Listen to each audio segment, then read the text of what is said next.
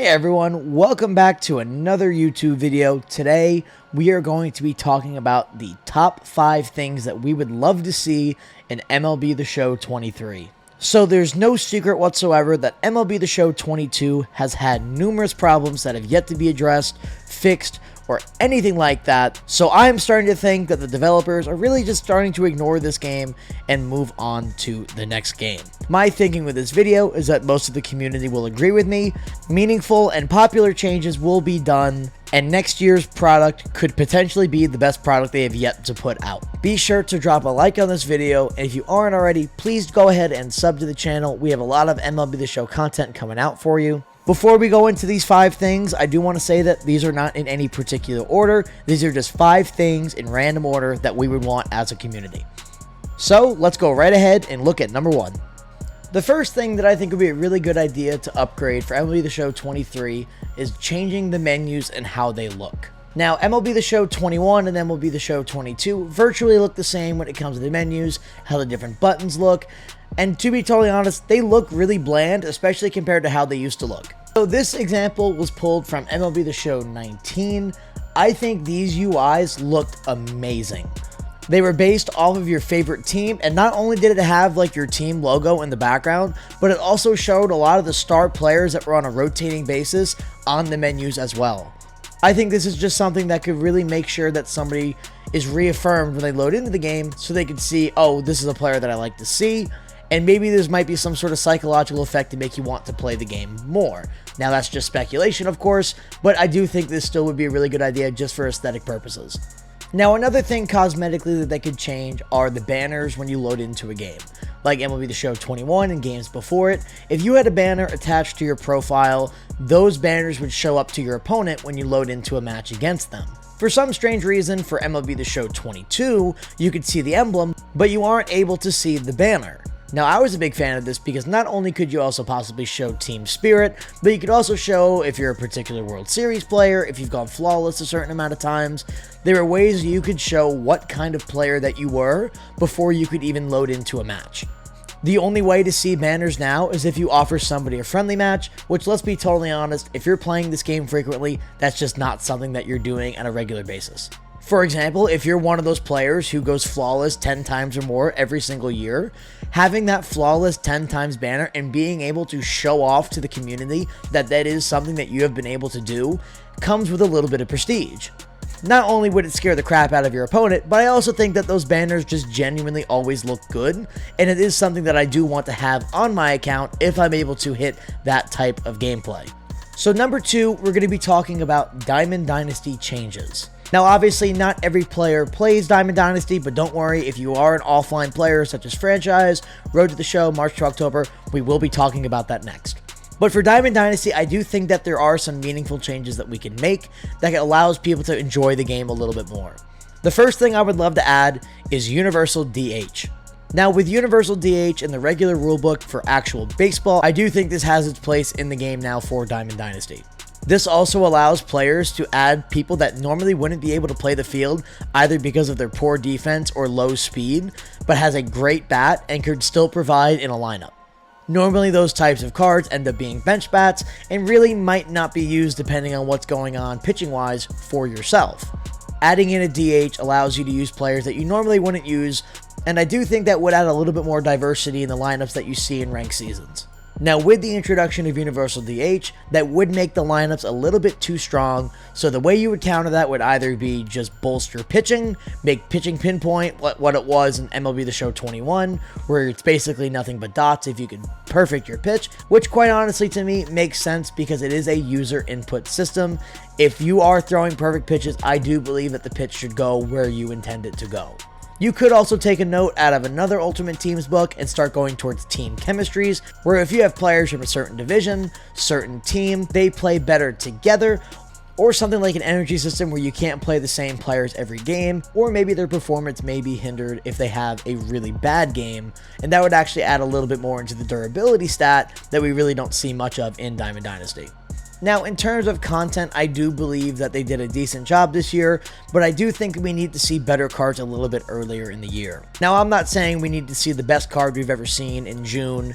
However, I do think that this year, for MLB The Show 22, they did release them a little bit slower. A lot of the 99s at this point so far have been a little bit lackluster, and you can kind of make the argument that cards before them are better than that individual card.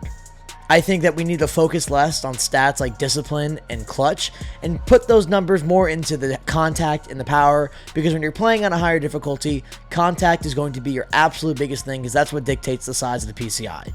I think if we're to the point now where it's end of August, early September, and you start introducing really good 99s, high overall cards usually are what keep people in the game, especially for very popular players such as Ken Griffey Jr., Frank Thomas, David Ortiz, and other legends that could be added later on.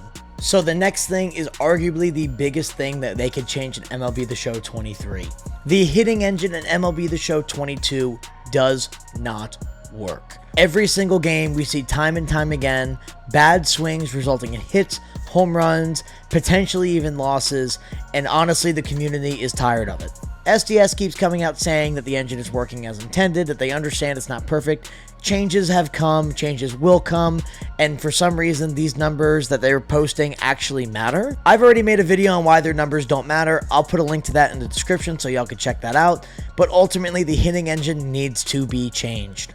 Like I say in my other videos, I understand that this game will never be perfect. There will always be problems with it no matter what. However, I feel like if you're losing constantly or getting hit around constantly on bad swings, something needs to be done about that. It seems like now bad swings happen more than good swings, and for some reason those swings still get rewarded what feels like a higher rate.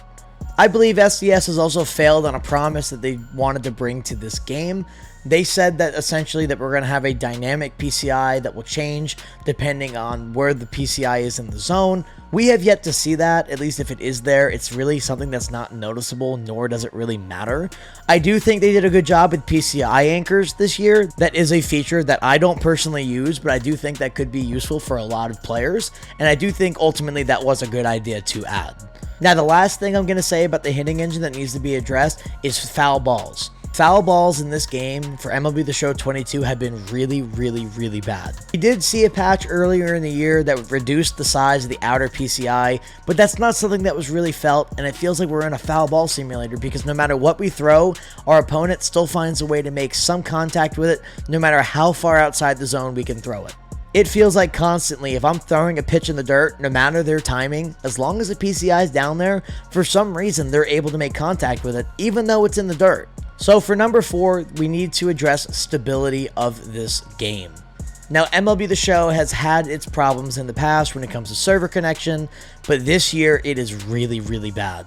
Again, I understand that no game will ever be perfect, especially when it comes to servers. However, I feel like the problems that we see now are completely fixable. Constantly, we see freeze-offs between players that are intentional, and no matter what bug reports are being put in, our feedback is not being heard, and these issues are not being fixed. Specifically for players on Xbox, there has been a rampant issue since this game released that if you're loading into a game, every now and then your game just decides to crash on the lineup screen, resulting in a loss. Next thing for stability, I do think that SDS should focus on the next-gen version of this game, if the game is not already a next-gen only game. Next-generation consoles released in late 2020, and by the time MLB The Show 23 comes out, I do think it is time to start forcing people onto next-generation platforms, or at least start focusing the majority of your time on the next-gen version of the game. Since at the point of MLB The Show 23's release, I do think that after 2.5 years of the consoles being released, I do think this is a good time to go ahead and stop focusing on the old gen games and start looking at the newer gens who are able to actually complete some of the processes that you're trying to establish. One way you could do it is like how Madden does it, where you create 2 totally different versions of the game that are incompatible with each other. So that being said, a next generation version of the game can only play with other next gen players, where current gen players are playing with themselves because it's essentially a different build of the game. Not only do I think this would help with the stability of the game itself, but I also feel like this would allow SDS to try a little bit more experimental features that could result in a better quality game. For example, not only could better graphics be achieved, but you could also have more unique physics, better animations, and find a way to really make sure that MLB The Show 23 is a bounce back game for MLB The Show. So for number 5, the last thing we're going to be talking about is offline features to this game. I do like the introduction of moments that they did a few years ago. I think moments are a really unique way to play the game, especially if you're a Diamond Dynasty player. Not only do they give you rewards, but it is just a really fun thing to do in your spare time if you don't feel like playing into an online ranked match. That being said, I do wish that offline gameplay, especially in Diamond Dynasty, was a little bit more rewarding. To someone who plays a lot of online Diamond Dynasty games, whether being ranked seasons, events, or Battle Royale, I feel like a lot of players would just prefer to play one of those three than to grind out a conquest, a showdown, or a set of moments solely just because the rewards for them aren't always the best. A good way to have better rewards in these modes is by having packs with better odds, exclusive cards to that specific mode. For example, in previous years we've seen the Daily Moments program. Even if not a lot of people did those programs, it was still a place where you saw unique cards where only people doing Daily Moments were able to obtain. Another thing I think that needs to be addressed is mini-seasons. I think mini-seasons was a fantastic idea by SDS because it allows somebody who doesn't play online to play unique and dynamic teams in a series type situation where you can play playoff games and then eventually possibly win a World Series. Rewards that we've seen for winning the World Series and mini-seasons have gone from anywhere from an 89 overall player, which is not viable at this point in the game cycle, but really just outdated packs that nobody really seems to truly want. I think, again, this is a really good idea to have mode-specific diamonds, such as a Battle Royale Flawless reward or a World Series reward for ranked seasons. This is the type of thing that you can do for mini-seasons. Maybe these cards may not be as good as the other types of rewards, but it is still something that you could work towards that feels like you are getting something meaningful when you do win the World Series in mini-seasons. I feel like a lot of people are not willing to play the 30-plus games that you have to just to get a card that might be worth 20,000 stubs. Moving on from that, I do think Road to the Show actually is doing a good job. I do like the system that they have in place with the archetypes. However, I do feel like we do need to be limited a little bit more with that created player, especially since he is somebody that we could use on our Diamond Dynasty rank squads, and you could really make a broken player, especially early in the year. Although I do like the freedom to have a guy that could do pretty much everything with decent fielding, great hitting, decent speed, I do miss the old system where we were forced to choose, do we want to have good hitting, good fielding, or good speed, because it allowed us to not make a completely broken character. In terms of franchise mode in March to October, I do feel like having more features of how to control your team or how to control your franchise would be a really good thing to have. Something like how Madden or NHL does it, where you could choose to be a specific player, a specific coach, or a particular GM or owner, where each particular role has certain goals, have certain tasks that you have to perform, where, for example, if you're an owner or a GM, you're focusing on trades, budgets, facility management, where if you're just the coach, you're mostly just worrying about lineups, roster moves, and potentially trying to sway a GM or an owner to make a trade or to sign a free agent. I do feel like that would actually add a little bit of depth to these modes, because right now these modes do get a little boring after a couple seasons, but I do think this is a really simple and easy fix that you can add in that will boost the longevity of those game modes. That's going to be it for today's video, y'all. I do want to be clear that this is not a complete list. I do just think that this is the best thing that they can do for MLB The Show 23. If they're not going to do it with MLB The Show 22, I've honestly kind of given up on that. I do love MLB The Show, and I do really hope that it's going to be in the best state it's ever been next year, because this year honestly was a bit of a bad game. I do hope that they're able to fix some of these issues and add some more stability, and I do hope that somebody in the SDS development team does see this video and they can use these tips to make a better overall game. If you liked today's video, please be sure to like and comment. Comment what you think you would also want in the game. If it's something that I didn't hit on, be sure to add it to the comments. If you want to agree with me on a particular aspect of it, go ahead and leave a comment on that as well. I appreciate you all watching this video, and I hope everyone has a fantastic day.